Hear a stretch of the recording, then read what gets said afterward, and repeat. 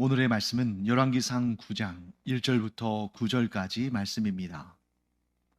솔로몬이 여호와의 성전과 왕궁 건축하기를 마치며 자기가 이루기를 원하던 모든 것을 마친 때에 여호와께서 전에 기브온에서 나타나심 같이 다시 솔로몬에게 나타나사 여호와께서 그에게 이르시되 내 기도와 내가 내 앞에서 간구한 말을 내가 들었은즉 나는 내가 건축한 이 성전을 거룩하게 구별하여 내 이름을 영원히 그곳에 두며 내 눈길과 내 마음이 항상 거기에 있으리니 내가 만일 내 아버지 다윗이 행함같이 마음을 온전히 하고 바르게 하여 내 앞에서 행하며 내가 내게 명령한 대로 온갖 일에 순종하여 내 법도와 율례를 지키면 내가 내 아버지 다윗에게 말하기를 이스라엘의 왕위에 오를 사람이 내게서 끊어지지 아니하리라 한 대로 내 이스라엘의 왕위를 영원히 견고하게 하려니와 만일 너희나 너희의 자손이 아주 돌아서서 나를 따르지 아니하며 내가 너희 앞에 둔 나의 계명과 법도를 지키지 아니하고 가서 다른 신을 섬겨 그것을 경배하면 내가 이스라엘을 내가 그들에게 준 땅에서 끊어버릴 것이요 내 이름을 위하여 내가 거룩하게 구별한 이 성전이라도 내 앞에서 던져 버리리니 이스라엘은 모든 민족 가운데에서 속담거리와 이야기거리가 될 것이며 이 성전이 높을지라도 지나가는 자마다 놀라며 비웃어 이르되 여호와께서 무슨 까닭으로 이 땅과 이 성전에 이같이 행하셨는고 하면 대답하기를 그들이 그들의 조상들을 애굽 땅에서 인도하여 내신 그들의 하나님 여호와를 버리고 다른 신을 따라가서 그를 경배하여 섬김으로 여호와께서 이 모든 재앙을 그들에게 내리심이라 하리라 하셨더라. 네, 하나님께서 솔로몬에게 나타나신 그 내용을 또 오늘 본문의 말씀이 다루고 있습니다. 자, 하나님께서 솔로몬에게 몇 번 나타나셨을까요? 네, 더 정확히 말한다면 하나님께서 솔로몬에게 나타나신 것이 몇 번 기록되었을까라고 묻는 것이 좋을 것 같습니다. 왜냐하면 솔로몬 삶에 있어서 일어난 모든 일들을 성경이 다 기록하고 있지는 않잖아요. 그렇기 때문에 하나님께서 솔로몬에게 나타나신 것이 성경에는 2번 기록되어 있습니다. 하지만 2번만 나타났다고 우리가 단정할 수는 없는 거죠.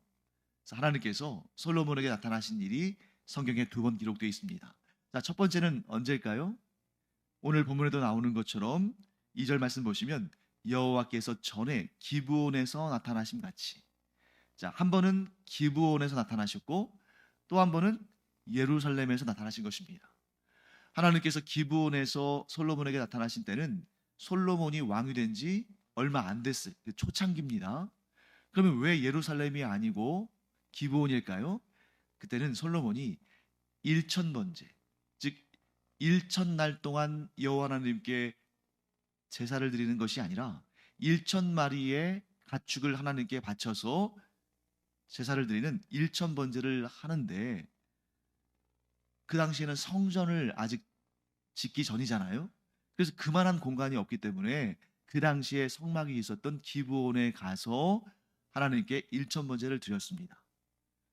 그때 하나님께서 그 밤에 솔로몬의 꿈에 나타나셔서 하나님께서 그에게 내가 너에게 무엇을 줄고 하고 말씀하셨고, 솔로몬은 하나님께 하나님의 말씀을 듣는 그 지혜, 또 하나님의 말씀대로 백성들의 송사를 또 재판을 하는 그 지혜를 구했을 때에 하나님께서 그 기도를 들으시고 지혜를 주셨을 뿐만 아니라 솔로몬이 구하지 않은 부귀와 영화도 더불어 주시는 그런 내용이 기록되어 있습니다.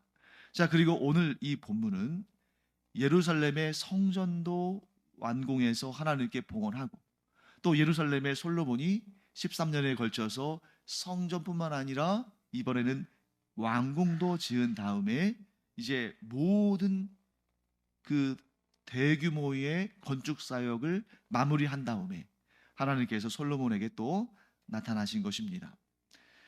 자, 그때 이제 우리가 한 가지 살펴볼 것이 있는데 이 두 사건의 공통점을 여러분들이 찾아보셔야 돼요. 자, 하나님께서 솔로몬에게 두 번 나타나셨는데 두 번 나타나실 때마다 공통적인 일이 있었습니다. 그것은 뭐냐면 솔로몬이 하나님께 간절히 기도한 이후에요. 자, 기브온 산당에서는 솔로몬이 하나님께 지혜를 달라고 간절히 기도했죠. 왜냐하면 이제 막 다윗의 뒤를 이어서 왕이 됐는데 솔로몬이 스스로 고백하는 것처럼 이 백성은 너무나 많은데 제가 어찌 이 수많은 백성들을 다 재판하고 판결할 수 있겠습니까? 그러니 저에게 하나님의 말씀을 듣는 마음을 주셔서 그 지혜로 하나님의 말씀대로 저들을 판결하게 해달라고 간절히 기도했잖아요. 그랬더니 하나님께서 나타나셔서 솔로몬에게 지혜도 주시고 그가 구하지 않은 것들도 주셨습니다. 자, 그리고 이번 이 예루살렘에서 나타나실 때에는 우리가 앞에 오랜 시간에 걸쳐서 뭘 공부했냐면 성전을 완공하고 하나님께 봉헌하면서 솔로몬이 간절히 하나님께 기도하는 내용들을 우리가 공부했어요. 즉 하나님께서 솔로몬에게 두 번에 걸쳐서 나타나셨는데 그때마다 공통적인 배경은 솔로몬이 하나님께 간절히 기도했다 하는 것입니다. 자, 여기에서 우리는 이런 질문을 할 수 있습니다. 왜 하나님께 기도해야 될까? 하나님께 왜 우리가 기도해야 될까? 하나님이 모든 걸 알고 계시고 우리가 기도하지 않아도 우리의 필요를 다 아시고 또 하나님은 공의의 하나님이시고 선하신 하나님이시기 때문에 그 하나님의 공의롭고 선하신 뜻에 따라서 모든 것을 다 이루실 텐데 굳이 우리가 기도할 필요가 있는가? 그런데 우리는 반드시 기도해야 됩니다. 거기에는 세 가지 이유가 있어요. 물론 이유가 많겠지만 오늘은 세 가지만 말씀드리겠습니다. 첫째, 우리가 기도하지 않으면 우리가 하나님께 기도하지 않으면 우리의 삶 가운데에서 하나님께서 행하신 그 일들이 하나님께서 행하신 일인지 아니면 내가 이룬 일인지 아니면 소위 말해서 재수가 좋아서 운이 좋아서 혹은 그냥 어쩌다 보니까 이루어진 일인지 알 수가 없는 것입니다. 그런데 우리가 이 솔로몬처럼 간절히 하나님께 기도하면 그리고 그 기도에 결실이 맺어지면 이건 내가 할 수 있는 일이 아닌데 오직 하나님께서 하셨구나, 하나님께서 이루셨구나 하는 것을 명확히 알 수 있다는 거죠. 그리고 두 번째, 우리가 기도를 열심히 해야 되는 이유는 우리의 기도의 주 목적이 우리가 원하는 것을 하나님께로부터 얻어내기 위한 것이 아니라 그런 것들은 얼마든지 주실 수도 있고 또 걷어가실 수도 있는 이 전능자이신 하나님과의 관계를 좋게 만드는 일입니다. 우리가 하나님과의 관계를 좋게 만드는 것은 두 가지가 있어요. 하나는 예배고 다른 하나는 기도입니다. 그래서 우리가 하나님과의 관계가 좋은지 좋지 않은지 우리의 하나님과의 관계가 형식적인지 혹은 친밀한지 알 수 있는 방법이 있는데 그것은 바로 우리의 예배와 기도 생활을 점검해 보는 것입니다. 자, 우리가 예배를 드릴 때도 기도할 때도 그냥 형식적으로 예배하고 기도한다면 우리와 하나님 사이의 관계는 어떤 거예요? 형식적인 관계인 거예요. 그런데 우리가 예배에 아주 집중하고 그 예배를 통해서 하나님의 임재를 경험하고 또 우리가 간절히 기도할 때에 하나님과 함께 동행하고 하나님의 은혜 가운데 있다는 것을 우리가 느끼고 경험한다면 우리와 하나님 사이의 관계는 형식적인 관계가 아니라 아주 친밀한 관계다 하는 것을 우리가 깨달을 수가 있습니다. 마지막 세 번째, 우리가 기도할 때 우리는 그 기도를 통해서 우리의 영적인 상태를 점검할 수가 있습니다. 우리가 기도할 때 우리의 영적인 상태를 점검할 수가 있어요. 자, 내가 기도하는 그 내용이 곧 나의 신앙 상태를 나타내 보이는 것입니다. 자, 내가 기도를 하는데 그 기도의 내용이 대부분 거의 다 이 세상에서 언젠가는 사라지고 썩어지고 없어질 것들, 즉 세상적인 것들만 구한다면 우리는 죄송하지만 세상적인 그리스도인입니다. 그런데 우리가 구하는 것이 영원한 것, 썩어 없어지지 않을 것, 그런 것들이라면 우리의 기도는 하늘에 속한 기도인 거예요. 자, 그러면 우리는 어떻게 기도해야 할 것인가? 영적인 것, 영원한 것, 하늘에 속한 것만 기도하고 이 땅에서 우리가 살아가면서 사용하는 언젠가는 사라지고 없어질 그런 것들은 구하면 안 되는가? 아니에요. 정확한 기도의 내용을 예수님께서 우리에게 가르쳐 주셨습니다. 우리는 먼저 하나님의 나라와 그 의를 구하고 그 다음에 일용할 양식을 주시기를 구해야 돼요. 이 순서가 바뀌면 안 됩니다. 이 순서가 바뀌면 우리의 기도의 그 본질도 영원한 것에서 세속적인 것으로 얼마든지 바뀔 수가 있어요. 그래서 예수님께서 우리에게 가르쳐 주신 그 기도의 내용에 따라서 우리는 먼저 하나님을 향하고 하나님의 나라와 그 의를 구하고, 즉 영원한 것들을 구하고, 그 다음에는 우리가 이 세상에 발을 딛고 살고 있기 때문에 이 세상에서 필요한 것들, 먹고 마시고 사용하고 누릴 것들을 기도하는 것, 그것도 하나님께서 허락하신 것이다. 이렇게 정리를 할 수가 있습니다. 자, 그 다음에 우리가 이제 4절부터 그 다음 내용들을 보면 어떤 내용들이냐면, 우리가 하나님의 뜻에 순종했을 때에 하나님께 복을 받고, 하나님의 뜻에 불순종했을 때에 하나님께 징계를 받는 그런 내용들이 나와요. 자, 어떤 분들은 이렇게 말씀하시는 분들이 계십니다. 하나님은 참 알기 힘든 분이시다. 자, 물론 피조물인 인간인 우리가 하나님의 모든 것을 알 수가 없죠. 하지만 우리가 하나님을 다 알 수는 없지만 하나님의 뜻은 우리에게 분명히 계시되어 있습니다. 그래서 여러분, 이런 말이 있죠. 10길 물속은 알아도 한 길 사람 속은 모른다. 그처럼 사람 속은 알기가 어려워요. 심지어 우리 자신에 대해서도 우리가 알기가 어려워요. 내 자신도. 그런데 하나님의 뜻은 너무나 분명하다. 왜 그렇습니까? 지금 우리가 이 성경을 통해서 배우듯이 하나님은 하나님의 뜻에 순종하는 자에게는 반드시 복을 주시고, 하나님의 뜻에 불순종한 자에게는 반드시 징계를 내리신다. 그런데 그 징계도 그냥 내리시는 것이 아니라 반드시 하나님께로 돌아올 목적을 이루시기 위해서 징계를 내리시는 거예요.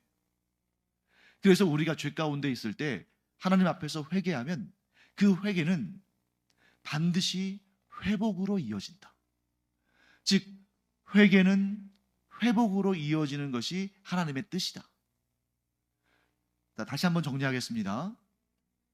하나님은 우리가 다 알 수 없는 분이지만, 아니 결코 하나님에 대해서 우리는 다 알 수 없지만, 그러나 하나님의 뜻은 분명하다. 하나님의 뜻은 알기 어려운 것이 아니라 분명하다. 왜냐하면 하나님은 하나님의 뜻에 순종하는 자에게는 반드시 복과 상을 주시고, 하나님의 뜻에 불순종하는 자에게는 반드시 징계하신다. 그런데 그 징계에도 목적이 있는데, 그 징계는 회개하고 다시 하나님께 돌아오도록 하나님께서 주시는 것이다. 그래서 하나님 앞에 죄를 자복하고 회개하면 그는 반드시 회복된다. 왜냐하면 하나님은 회개에는 반드시 회복이 있도록 정하셨기 때문입니다. 그러니 하나님이 얼마나 분명한 분이셔요? 하나님은 모호한 분이 아닙니다.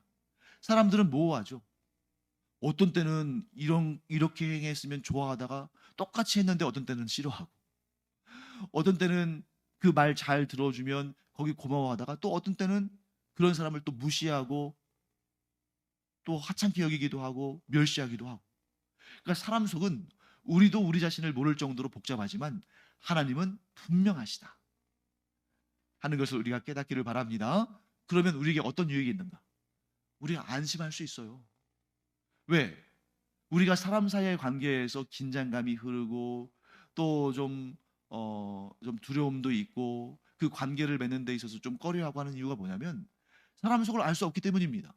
저 사람이 어떤 사람인지 우리가 알지 못하니까 그 관계를 맺기도 두렵고 꺼려지기도 하는 겁니다. 그런데 하나님과 관계를 맺는 것은 너무나 편안해요. 왜? 너무나 분명하니까.